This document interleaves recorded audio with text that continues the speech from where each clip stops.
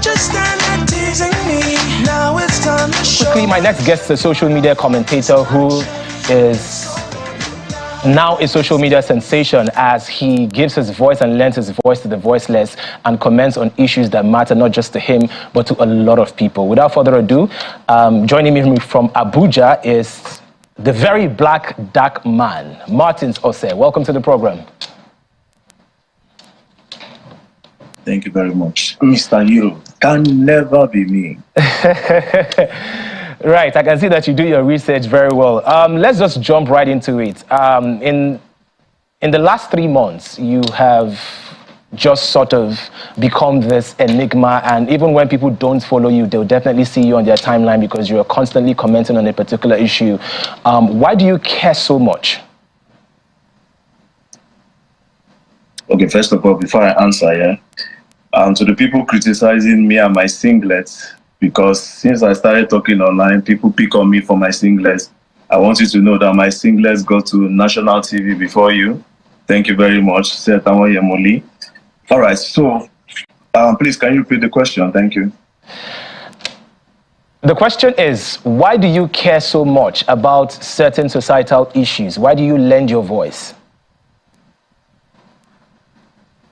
Well, I care because, first of all, it is my duty as a Nigerian to not leave the whole responsibility for the government to fix, to also try my own possible best in order to make Nigeria a better place for not just me, also for my future. So that is why I try so hard to give my opinion about a lot of things. So you came into limelight because you were running commentary on a particular issue that involved a particular skincare brand, and of course, eventually other skincare brands. This individual said that the skincare brand hurt and destroyed her skin, and only to come out to apologize much later to this particular skincare brand. How did that make you feel, knowing that even the people that you were fighting for, the individual that you were fighting for, made a U-turn? Well, at the end of the day, I didn't feel really bad, first of all, because it was not really about that particular person. It was about the general public, However, the person made me go into the whole thing, But since when the person said, "Oh, apologize," when the person was supposed to also join me to stand up for what is right, at the end of the day, you understand, something like this is people. It's not everybody that have the mindset. It's not everybody that have the courage to actually stand up for what is right. So immediately the person just said, "Oh, I'm apologizing. I don't want to holler." I just said, "Okay." But I didn't really feel pain because it's about the general public at the end of the day. All right. Like I said, you lend your voice to a lot of issues. I want to tackle those issues in particular. Now, there was a particular video that you made. You were reacting to what Toke Makinwa and Bobrisky said about, women and how they should deal with married men. Why did you take up that particular matter? Well, first of all, I took up that particular matter because this generation are obsessed with a lot of celebrities, and then they don't think for themselves. So when those two people were giving the advice, I was like, wait, what? There are some people that are not even meant to be on television, I'm sorry to say, no offense. But then again, it's the society we live in today that encourages people like that. So when I heard it, I knew a lot of people were going to take those advice. That was why I quickly reacted to it, because like I said, it's about the general public and for the future. You understand? Because if we start taking advice from everybody that is on TV, trust me, tomorrow we won't have it tomorrow. At the end of the day, don't play. All right, very dark man. You are beginning to redefine what social consciousness is all about. How far are you willing to go? Because, from the trajectory that we've seen, sometimes people start off really strong and it looks like they lose steam along the way. How far are you willing to take this activism? Well, I'm going to be staying long because everything they would use to come for me, I've already put it out there. I told them I am coming with a tarnished image, like literally everything. I told them I am broke, I don't have money, I'm not a rich person, so they cannot broke shame me. I've told them a lot of things about my life that they cannot even use to attack me. So basically, I prepared myself mentally for them. So all the bad, lash, blah, blah, blah, blah, blah, blah. When I hear them, I'm like, oh, well, I've already told you people I'm broke, you know, because in Nigeria, what they do is, in order to bring down your mentality and to bring down your morale for fighting, they will say, no go find money, your mates, they find money, no go find money. So the first thing they do is to broke shame you, you know, so that's why I came. And then sometimes I even show my one-room apartment where I stay. I show them everything. I'm like, oh, yes, I'm broke. So what else? You know, but then again, they will still come with something like, you talk too much, you talk too much, you talk too much. Now, one thing I would say is I realize I'm doing something right when they cannot pin anything on me other than you talk too much. Do you understand? So that's it. This team will still be there for a very long time. Now, can you take me through your investigation process? So before you take up a particular matter, because most often than not, you bring out receipts. So can you take me through your investigation process? How far do you go to actually discover whether this particular individual or this particular brand is doing something they're not supposed to be doing? How far do you take your investigations? Well, if I tell you, a lot of them will be cautious. So it will really mess up my investigation when I actually have a target, you know, because I really go, when I mean I go deep, I really go deep on the person, and I take my time for like 2 or 3 days. I will go like maybe like 2 a.m. when everybody's sleeping. I'll start searching and asking and doing this. So I'll go to social media and everywhere to make sure I get what I want. Google, I'll even Google sometimes, use YouTube, you know, to actually pin my target and to be able to bring that receipt. So I don't fumble, but I can't tell you all about how I do my investigation. Else, my meat will leave the hunter's trap. All right, let's talk about the influencer culture. Most often than not, we've seen you call out certain celebrities for quote unquote misleading their followers, you know, and misusing their influence. How important is it for people to actually do their due diligence before buying a product or engaging in a particular service, as opposed to just believing what a celebrity says?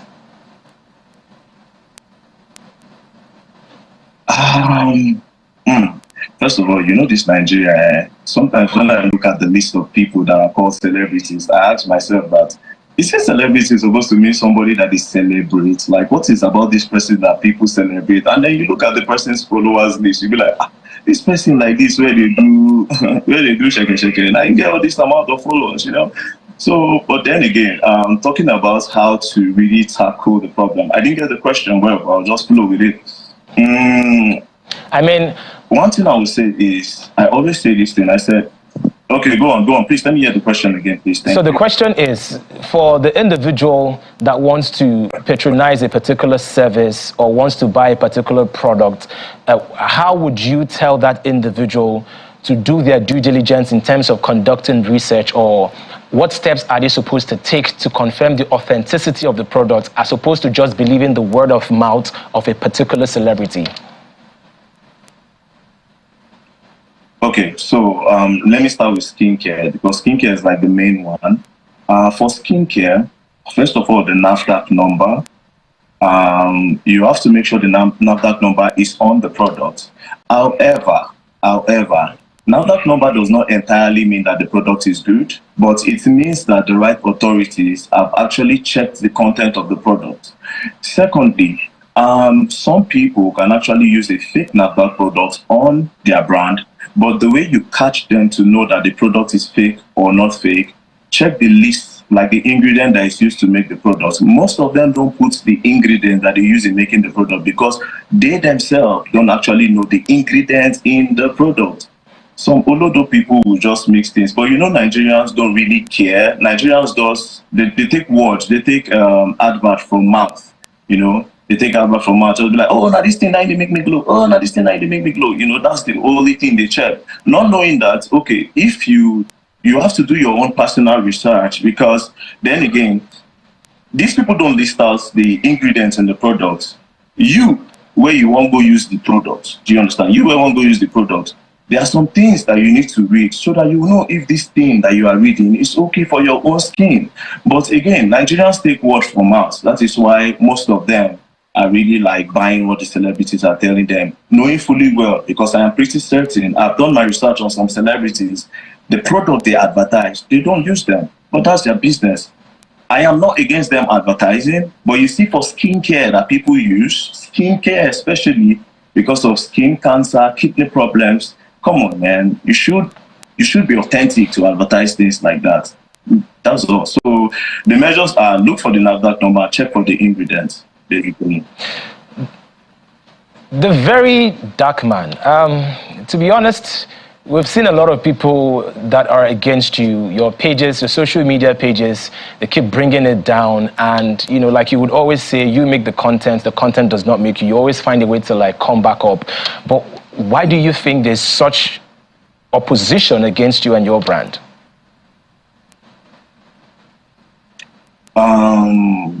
I think it's because Nigerians are not used to somebody that looks scattered and is saying something right. I think so. So for some reason they feel like it's only the government that is meant to fix things. Do you understand? So when an individual is trying to do it, they are surprised. They are not used to it. So they'll try to bring you down. So they fix into that normal thing where nobody's doing anything about it.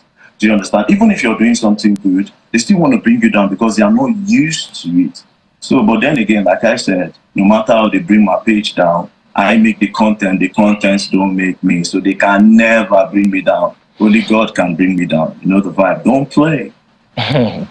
Well, you always say that eventually that this is going to evolve into something much more bigger, because it looks like your scope or your niche right now is just maybe skincare and some other issues.